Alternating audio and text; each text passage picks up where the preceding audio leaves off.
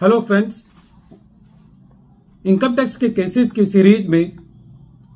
आज जो केस हम डिस्कस करेंगे वो इस चीज को लेकर के है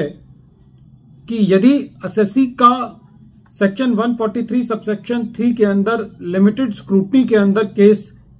खोला जाता है और उस लिमिटेड स्क्रूटनी का स्कोप खाली इस चीज के लिए था कि एसएससी ने कोई प्रॉपर्टी में इन्वेस्टमेंट की है और सेक्शन 54 बी के अंदर सेक्शन 54 सी, 54 डी, 54 जी और 54 जी ए के अंदर उसकी एग्जेम्पशन को वेरीफाई करने के लिए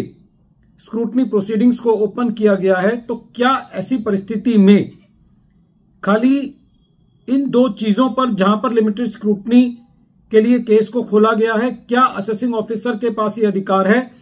कि एसएससी कैपिटल गेन के पर्पस के लिए एसएससी की कॉस्ट ऑफ एक्विजिशन को भी चैलेंज कर सकता है और उसके लिए डीवीओ को रेफर करके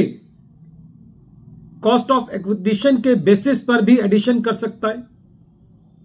यही इशू राजकोट ट्रिब्यूनल के सामने एक केस रणछोड़ भाई जेरा भाई मेघानी वर्सेस इनकम टैक्स ऑफिसर के केस में सामने आया और यह case 115 ITR tribunal short notes 44 पर रिपोर्ट हुआ। केस का जजमेंट 2 सितंबर 2024 को आया। प्रेजेंट केस असेसमेंट ईयर 14-15 से रिलेटेड है और एसएससी एक एग्रीकल्चरिस्ट है। ड्यूरिंग द ईयर एसएससी की जो इनकम है वो कैपिटल गेन से है, अदर सोर्सेज से है और कुछ एग्रीकल्चर एक्टिविटीज से है। एसएससी को सेक्शन 143 सबसेक्शन 3 का लिमिटेड स्क्रूटनी का नोटिस इशू किया गया और इस लिमिटेड स्क्रूटनी का जो पर्पस था वो एसएससी की लार्ज इन्वेस्टमेंट्स को वेरीफाई करना था और एसएससी ने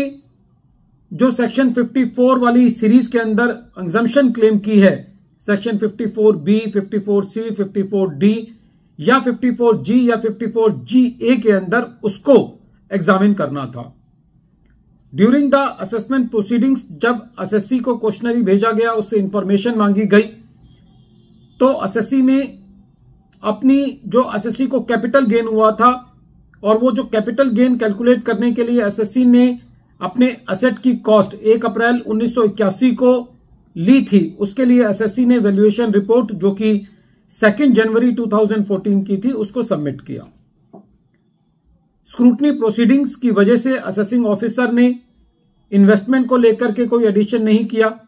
जिसके बेसिस पर लिमिटेड स्क्रूटनी ओपन की गई थी और किसी भी सेक्शन 54 की एग्जम्पशन को एसएससी को डिनाई नहीं किया जिस बेसिस पर एसएससी का लिमिटेड स्क्रूटनी में केस लिया गया था। लेकिन असेसिंग ऑफिसर ने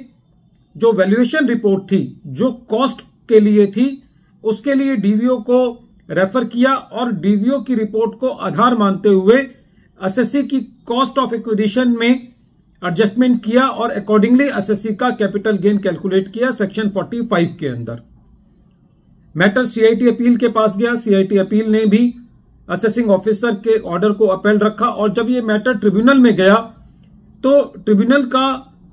यह कहना था कि प्रेजेंट केस के अंदर जो केस को रीओपन किया गया है वो इन्वेस्टमेंट को वेरीफाई करने के लिए और एग्जम्पशन को वेरीफाई करने के लिए किया गया है और लर्नेड असेसिंग ऑफिसर ने इन दोनों मुद्दों पर कोई भी एडिशन नहीं किया है। ऐसी परिस्थिति में जहां पर सेक्शन 54 बी के लिए केस को रीओपन किया गया है उसको सेक्शन 48 से लिंक नहीं किया जा सकता एसएससी की इनकम को बढ़ाने के लिए जब तक कि principal commissioner of income tax की परमिशन ना ली जाए। ट्रिब्यूनल का यह भी कहना था कि जहां पर केसेस लिमिटेड स्क्रूटनी के लिए रीओपन होते हैं वहां पे central board of direct taxes के सर्कुलर नंबर 5 जो कि 14 जुलाई 2016 का है और सर्कुलर नंबर 20 जो कि 29 दिसंबर 2015 का है उसको फॉलो किया जाना चाहिए और प्रेजेंट केस के अंदर असेसिंग ऑफिसर के पास यह अधिकार नहीं था कि वो कॉस्ट ऑफ एक्विजिशन को टच करे और ऐसी परिस्थिति में यदि वो सेक्शन 45 के अंदर कैपिटल गेन निकालने के लिए उसको टच करता है तो वो अपनी जुरिस्डिक्शन को एक्सीड करता है जो कि एज पर लॉ नहीं है। इसीलिए ट्रिब्यूनल ने जो